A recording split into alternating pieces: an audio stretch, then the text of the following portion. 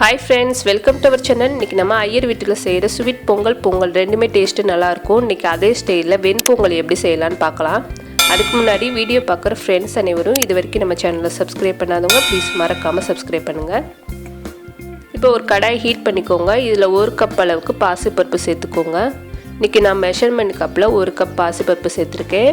இப்போ பருப்பு சேர்த்ததுக்கு அப்புறமா அடுப்பை வந்து லோவா வச்சிட்டு கை விடாம வறுத்துட்டு இருந்தீங்கன்னா கொஞ்சம் வாசம் வரும். பருப்போட கலர் வந்து சேஞ்ச் ஆயிடக்கூடாது. இப்போ லைட்டாக வாசனை வந்தோட்டி நம்ம எடுத்து வேறு பவுலில் மாற்றிக்கலாம். இப்போ பருப்பு மாற்றினதுக்கு அப்புறமா இது கூட அதே கப் அளவுக்கு பச்சரிசி பொங்கல் அரிசினே விற்பாங்க, அதில் 1 கப் அளவுக்கு சேர்த்துக்கோங்க. இப்போ ரெண்டையும் சேர்த்ததுக்கப்புறமா இது கொஞ்சம் நல்லா ஒரு 3 தடவை வாஷ் பண்ணி எடுத்துக்கிறப்பறம். இப்போ நல்லா கழுவியாச்சு. இதில் இன்னும் கொஞ்சம் தண்ணி சேர்த்து ஒரு 1/4 மணி நேரம் நம்ம ஊற வச்சுக்கலாம். இந்த மாதிரி பருப்பும் அரிசியும் சம அளவு சேர்த்து பாருங்கள், பொங்கலோட டேஸ்ட்டு சூப்பராக இருக்கும். இப்போ பார்த்தீங்கன்னா 1/4 மணி நேரம் ஊறினதுக்கப்புறமா தண்ணியை வந்து வடிச்சிட்டு ஒரு குக்கரில் சேர்த்துருக்கேன். இது கூட 4 கப் அளவுக்கு தண்ணி சேர்த்துக்கிறப்பறம் நம்ம இன்றைக்கி பாசிப்பருப்பு 1 கப், அரிசி 1 கப், 2 கப்புக்கு மொத்தம் 4 கப் தண்ணி வந்து சேர்த்துக்கோங்க. அதே கப் அளவுக்கு 4 கப் அளவுக்கு தண்ணி சேர்த்துருக்கேன். இது கூட தேவையான அளவுக்கு உப்பு சேர்த்துட்டு நல்லா மிக்ஸ் பண்ணிக்கோங்க. இது நல்லா கொதிக்கட்டும். இப்போ நல்லா கொதிச்சதுக்கப்புறமா இந்த டயத்தில் உப்பு வந்து செக் பண்ணிவிட்டு நீங்கள் பார்த்து போட்டுக்கோங்க.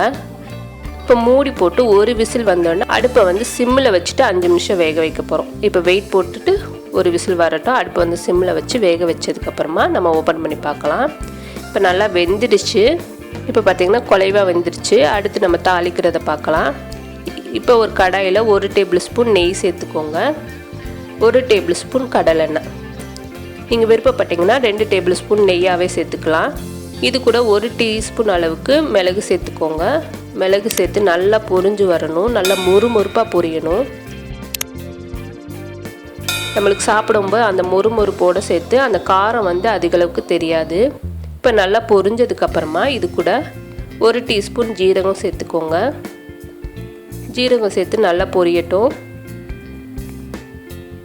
இப்போ பொரிஞ்சதுக்கப்புறமா இது கூட 10-15 பீஸ் உடச்ச முந்திரி பருப்பு எடுத்து வச்சுருக்கேன், அதையும் சேர்த்துக்கலாம். இது கூட ஒரு சின்ன பீஸ் அளவுக்கு இஞ்சி எடுத்து நல்லா பொடிசாக கட் பண்ணிவிட்டு சேர்த்துக்கோங்க. இல்லை அப்படின்னா இஞ்சியை வந்து துருவி கூட சேர்த்துக்கலாம். இப்போ இஞ்சி சேர்த்ததுக்கப்புறமா எல்லாம் வந்து கலர் கொஞ்சம் சேஞ்ச் ஆகணும், அந்த அளவுக்கு வறுத்துக்கோங்க. வறுத்ததுக்கப்புறமா இது கூட 1 கொத்து அளவுக்கு கருவேப்பிலை சேர்த்துட்டு நல்லா பொரியட்டும். நல்லா மொறுமொறுப்பாக பொரியிற வரைக்கும் நம்ம வறுத்துக்கிறப்போம். நம்மளுக்கு அப்போ தான் கருவேப்பிலை அந்த மிளகெல்லாம் வந்து நல்லா மொறுமொறுப்பாக இருக்கும். இப்போ வறுத்ததுக்கப்புறமா இதை எடுத்து வெண்பொங்கலில் சேர்த்துக்கோங்க. சேர்த்துட்டு நல்லா மிக்ஸ் பண்ணிக்கலாம். இது வந்து குலைவாக தான் இருக்கும். எப்போவுமே வெண்பொங்கல் குலைவாக சாப்பிட்றப்ப தான் டேஸ்ட்டு நல்லாயிருக்கும். அதனால தான் இன்றைக்கி நம்ம 4 கப் தண்ணி சேர்த்துருக்கோம். உங்களுக்கு குலைவாக தேவையில்லைன்னு நினச்சிங்கன்னா கொஞ்சம் ட்ரையாக வேணும்னா தண்ணியோட அளவை வந்து கம்மி பண்ணிக்கோங்க. கம்மி பண்ணிவிட்டு நீங்கள் சேர்த்துக்கலாம்.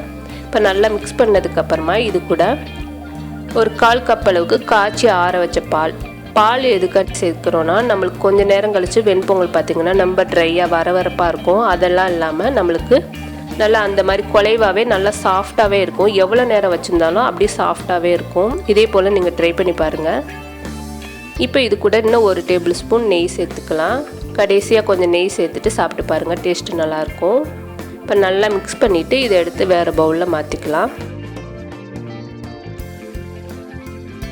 இப்போ நல்லா கலந்தாச்சு. இதை எடுத்து வேறு பவுலில் மாற்றிக்கிட்ட போகிறோம். இப்போ நம்மளோட சூப்பரான வெண்பொங்கல் ரெடி ஆயிடுச்சு.